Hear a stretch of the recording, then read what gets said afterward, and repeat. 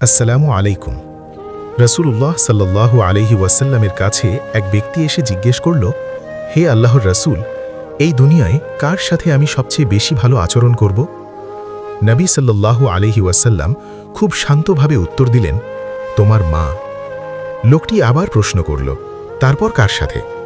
তিনি আবার বললেন, তোমার মা। লোকটি থামল না, আবার বলল, তারপর কার সাথে? নবী সাল্লাল্লাহু আলাইহি ওয়াসাল্লাম তৃতীয়বারও বললেন, তোমার মা।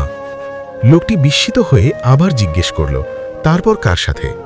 তখন রাসূলুল্লাহ সাল্লাল্লাহু আলাইহি ওয়াসাল্লাম বললেন, তোমার বাবা।